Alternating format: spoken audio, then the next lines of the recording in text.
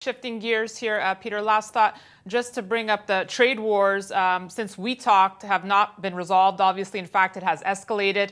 How ugly and long does this play out here, Peter? Well, Trump is now claiming that the Chinese want to wait until after the outcome of the next election because they're hoping to get a Democrat who they can take advantage of. I mean, first of all, I think that Trump is likely to lose the next election because I think the U.S. economy could easily be in recession by the time voters go to the polls, which means they'll probably won't vote for 4 more years. But look, I don't think we're going to get anything substantive out of these trade negotiations. We may get some kind of a face-saving, politically cosmetic type of deal. But the United States has trade deficits, not because other countries don't play fair and because we have bad trade deals. We have huge trade deficits because we've destroyed our economy. We have built a gigantic bubble based on cheap money. So we have a service sector economy that requires imports. We have to import the products that we don't produce, and we have to borrow the money to pay for them. So we run these huge imbalances, big trade deficits, big current account deficits, and we have an economy that is completely unsustainable. We live beyond our means. And the trade, tariffs or any kind of treaties will not get to the root cause of these imbalances, which is that Americans don't save enough and they don't produce enough. And that's because the central banks keep interest rates artificially low. And we're about to lower rates again. They're going to cut rates on Wednesday, whether it's 25 basis points or 50 basis points. We don't know. But whatever it is, I think it's the first step on the road back to zero. And we're going to go back to quantitative easing. We're going to repeat the mistakes that gave us the 2008 financial crisis, that gave us the dot-com bubble, except we've already got much bigger bubbles than those combined. And this next crisis is going to be far worse. It's going to be an inflationary collapse. And instead of gold stopping at 1900 like it did in 2011, it's just going to keep on going. I think there's no stopping gold, which is why people should be buying it now. Just want to bring something up. You mentioned you don't think Trump would win the next election. And, 4 years ago, when he first won, it took so many by surprise. But now the talk is almost, well, who could possibly beat him? Yeah, exactly. I was one of the few people who actually thought Trump could win. Right. I remember that. And I was correct. And one of the reasons I thought Trump could win is because I thought people were underestimating, the frustration in the public, because everybody thought we had a good economy under Obama. The media kept talking about it. Wall Street kept talking about it. But I knew the recovery was phony. And so did Trump.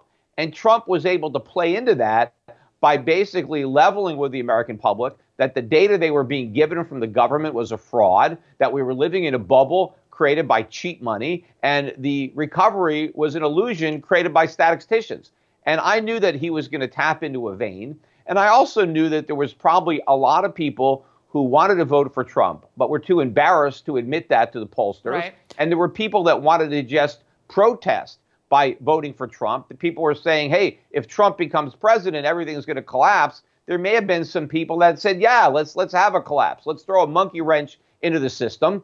And Trump was that wrench. But now Trump is the system. He didn't drain the swamp.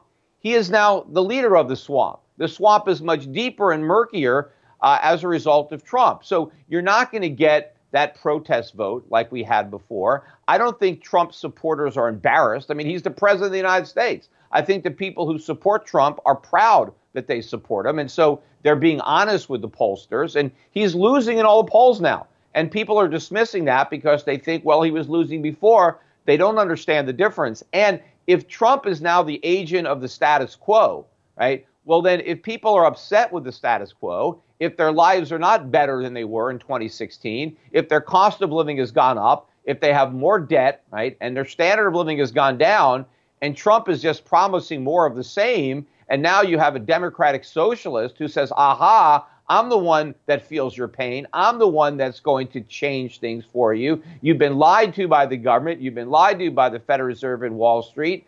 I think the public is just dumb enough and broke enough and susceptible enough to buy into that nonsense. So that is the real risk, that the way the public turned to Trump in 2016, they turned to socialism in 2020. And it really doesn't matter who the Democrats nominate. That's what people are going to vote for. And I agree. The best thing that Trump has going for him is that these Democratic candidates are so horrible.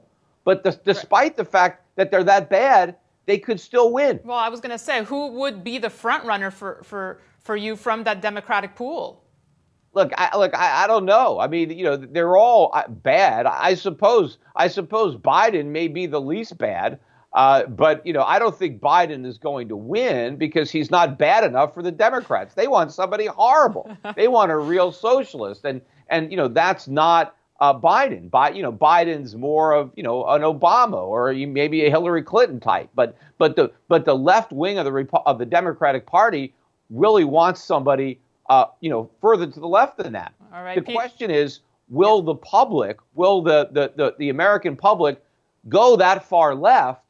And I think they will. I think if we are in a recession, that is going to be enough to cause enough of the people in the swing states, because Trump barely won those states last time. And I think that a recession will be enough to kick the pendulum far enough to the left to put a socialist in the White House. All right, Peter Schiff, always good catching up with you. Thank you so much for joining me today and for being my guest. Sure thing.